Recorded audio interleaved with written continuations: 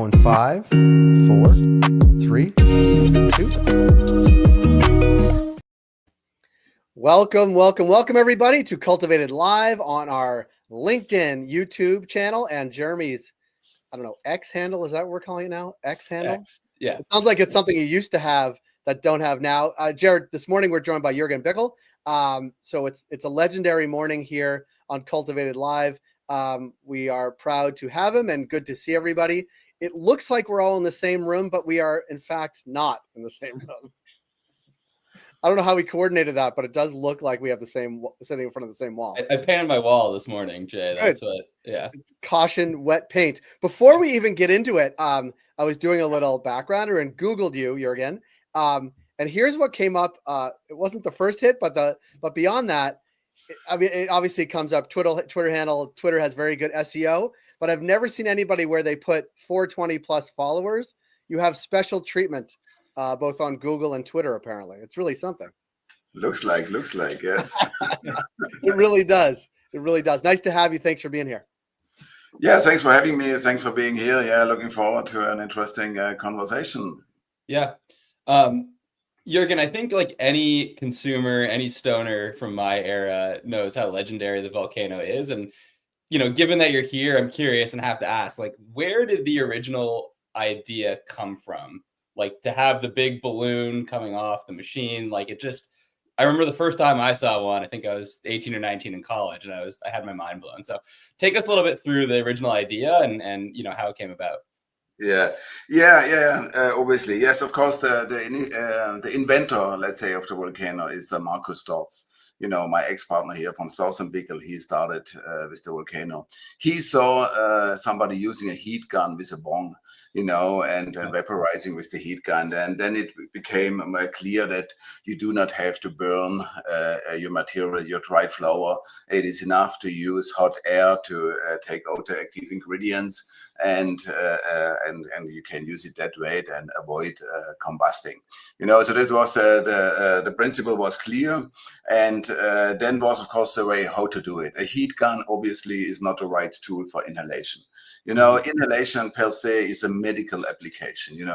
It doesn't matter if you are a medical patient or maybe more on a recreational side or in between, but it is a medical application you take into your body, into your system, through your lungs and active ingredients through an aerosol. So it is worth mentioning that we are here in Tuttlingen, south of Germany. The city is worldwide known for the production of medical devices, of chirurgical instruments. So it was very clear there was a medical application method. There was our city. So we had to do this the right way so it is acceptable for a patient. So, of course, the whole heat gun must be replaced. There is coming in an air pump, there's becoming a heat exchanger, and all this together became the shape of a volcano, let's say naturally form followed function. And Marcus really tried out a lot. I was also part of the test persons at the beginning, also at a very young age. And this was around 1996, last century, when it started. But then, of course, the outcome, the volcano with the bag system, was really very excellent. The bag system, of course, for everybody at first glance, the balloon sounds strange, looks strange a little bit, but it has really huge advantages. You have, first of all, your inhalation and your vaporization process are separated. First, you vaporize, you produce your aerosol, you have a machine for it, it's reproducible, you have the balloon as a measurement, you have local mobility. If somebody is ill, he can be in the bed. He is not attached to heat, to electricity, to glass, to whatever. It's a very safe way, And so the volcano with the bag system, what also was like 20 years of patent protection at the beginning, what was very important, was really an excellent solution and really convinced people, besides of looking a little bit different than everything else what was seen so far. And if you look to it today, we have the 25 years edition out in the market. And you can say today, the volcano is still an unbeaten device. In taste, in performance, and everything. You have a lot of mobile things and content. You have tons of things out there, but if it comes to dry herb, It's the best way to use dry flower. It's the best way how it tastes. It's the healthiest way. So obviously this was really a great foundation to build up a company. Yeah. Thinking about what you just said, and it's a very compelling startup story for sure, and even sort of the local aspect to it where you are. But did you expect, well, a for it to take off? I guess that's part of it, but also that there's an industry now that can support it, and there's, you know, you can get a volcano almost anywhere. Did you anticipate that would be the market 25 years hence, or has some of it surprised you? Oh no, we were really. I would say we were constantly surprised by our own success. You know, it was going on, and people, and you know, I was first a client. You know, on the first serious market experiment, I was a client. You know, I quit smoking tobacco. I got a volcano for myself and for my brother, and I was convinced, but it was expensive. The balloon, everybody was saying, oh, this must be smaller, this must be cheaper, it must be, you know. We received tons of recommendations about how to change, but of course, at the beginning, of course, it was also hard times. You know, months where you sold maybe 5, 6 volcanoes. I remember when we had our goal to sell more than 100 volcanoes per month. You know, this was a big goal for us, and we were really so proud to achieve it. Today we are doing it per day, more or less. You know, yeah. In a moment we are producing more than 2,000 balloons per day. You know, as replacement for all the volcanoes out there. So of course, no, we have not thought that this will take this direction, and of course. But the volcano was, I would say, also part of the development, you know, because the volcano becoming a medical device, of course, it made also consumption more acceptable. You know, for a lot of patients, it was an acceptable consumption method. At the beginning, one of the main arguments against cannabis as medicine was that you cannot have to smoke a medicine. You know, so we provided a solution. And so this argument was taken away. So it was a very important part in the early 2000s until 2010, 2015. In California, it was used a lot. So it was also part of this development. But yeah, overall, the success is huge, and until today, and to seeing a 25 anniversary edition is really great. Yeah. Looking back to the early days, one more question. What was the first response like in the market, and how much education did you need to give people? Like, hey, this is how it works. The balloon fills up. Like, what were people thinking? Because it's a pretty novel product, especially as you said, you know, in the late 90s, you know, this was like unlike anything anyone had ever seen. Yeah, I mean, also, let's say, as a company and for distribution, there was no online shop. We had in the beginning a small website you could order by email. You know, all this was not available. There was not even the euro here in Europe. You know, we are still a German market and things like that. You know, so it was a very different. A very different time at the beginning, and to convince people it was relatively hard. You know, the price was everything in cannabis was cheap. There was only cheap things available, cheap bongs, cheap stuff. There was nothing really of value, and people didn't knew what is vaporization. Everybody was smoking joints here in Europe with tobacco together. So you had really to convince people, and to convince people had to try it out. So I traveled between 2001 and I think 2010. I went to every show I could, at least in Europe, you know, and we tried to convince as much people. But what then started was obviously the mouth-to-mouth propaganda, you know. Everybody who buys, I think until today, everybody who buys a volcano tries it out by himself, and then he invites all his friends and say, hey, look what I have. You know, and then the party starts and everybody get then convinced by using it. But you do not get convinced by reading about it. You have to use it, and then you feel by yourself. Sounds like you're describing Jeremy's college days. Yeah, that's right. Yeah. I graduated though, so that's, you know. Congratulations. Yeah. Actually, we actually have a question. I mean, we have some love for you on our Twitter handles. I think I'll share it. I think that's okay. Yeah. I mean, I'm not sure the real name is El Guapo Tron 4000, but some sort of question: how's the volcano superior to the Air Riser bag filler? Love the handles, big fan. So just some questions coming in through. I think that came in through YouTube. YouTube. Yeah. I mean the core. I'd say what is special about SMB besides of, let's say, quality, but what in terms of using material, it is the exact temperature control. This is what makes your vaporization excellent, who makes the excellent taste, and this guy is happening through convection. We heat up air. We don't heat up a surface. Many other products heat up the surface, and this gets uneven vaporization. And even if you heat up air, it's very difficult. It needs a lot of energy to really heat up air.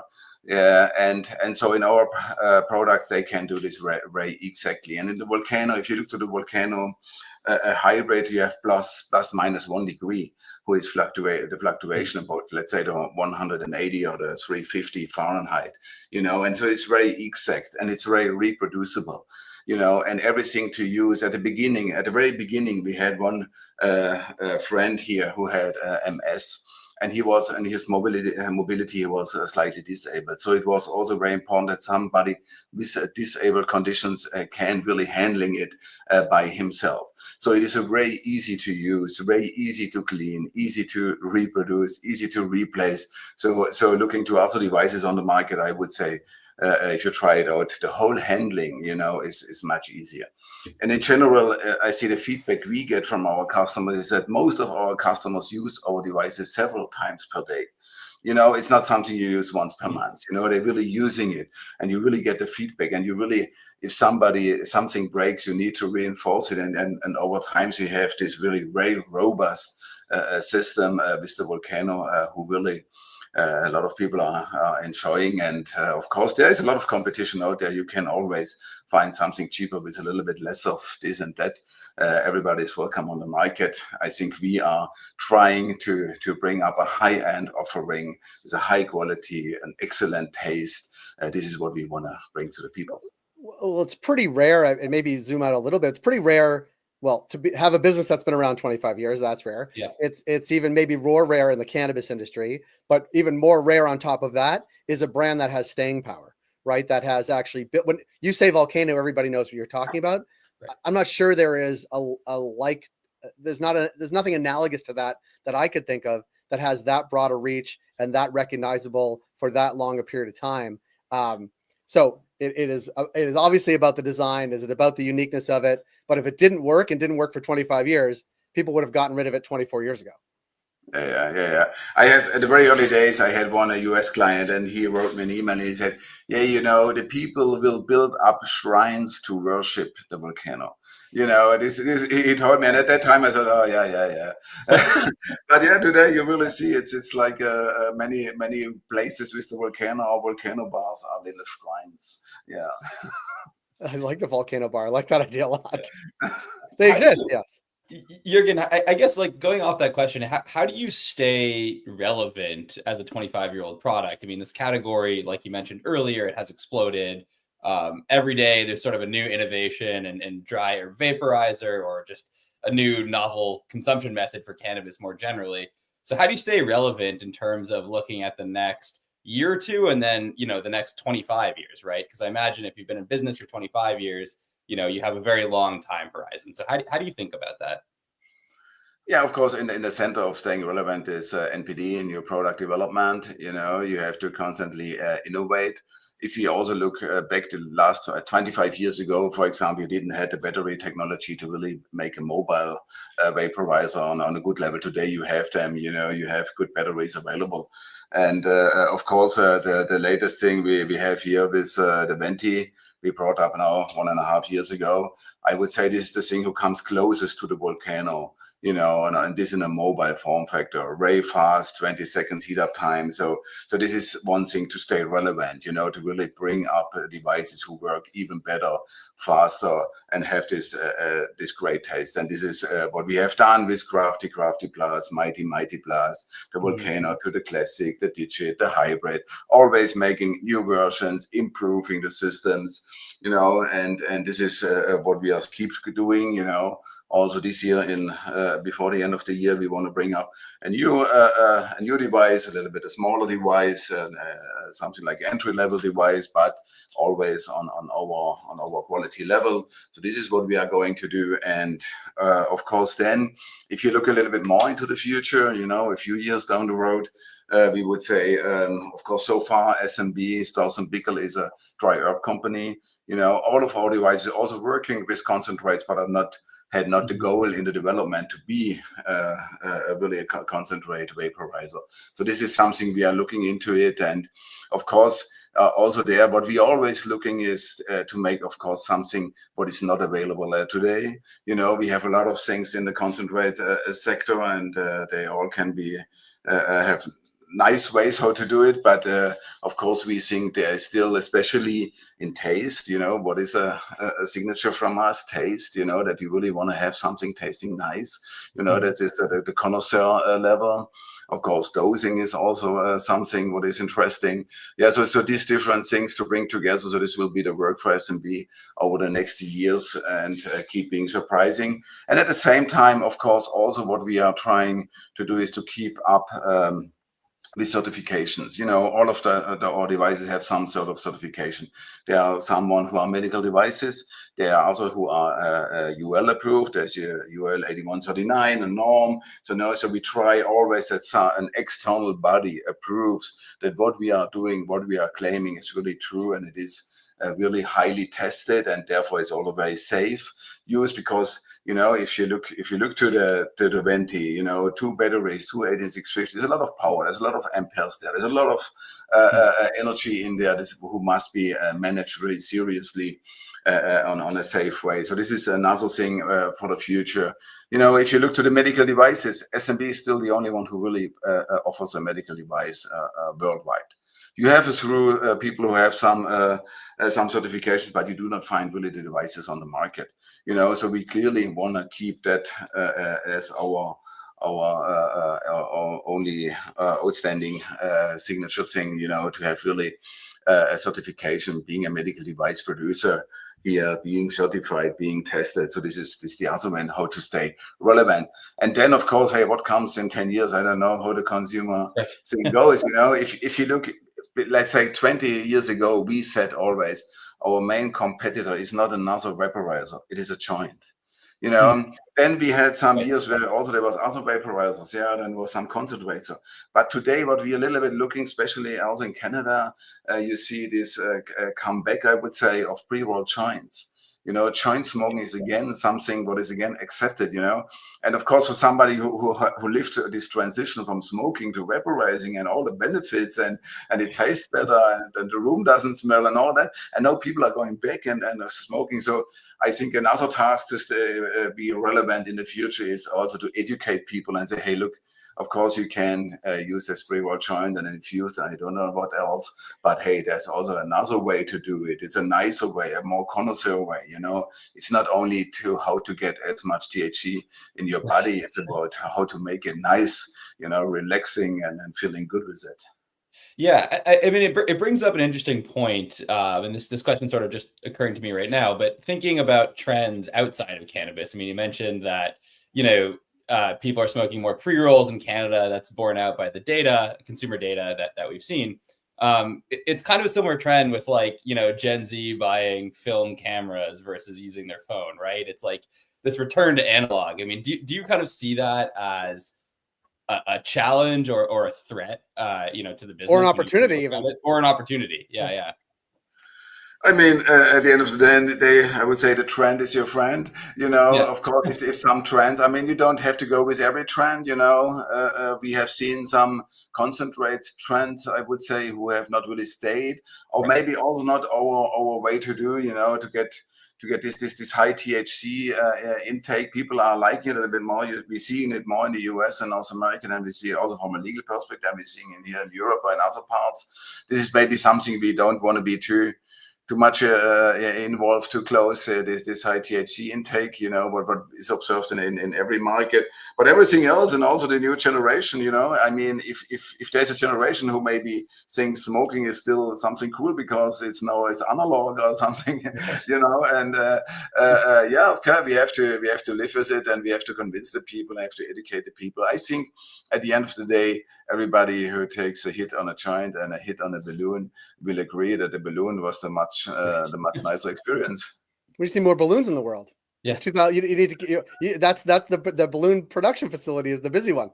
Right. Yeah, exactly. It is. I really until today I'm astonished. More than 2,000 balloons a day is a lot to. That's wild. It's a lot. I'd love to see what that looks like just an image of it. I mean, that sounds really cool. We'll get on that. We'll do a field trip. Yeah. We're coming up on it, but I do want to. Well, thank you for joining us this morning, late in the day, your time.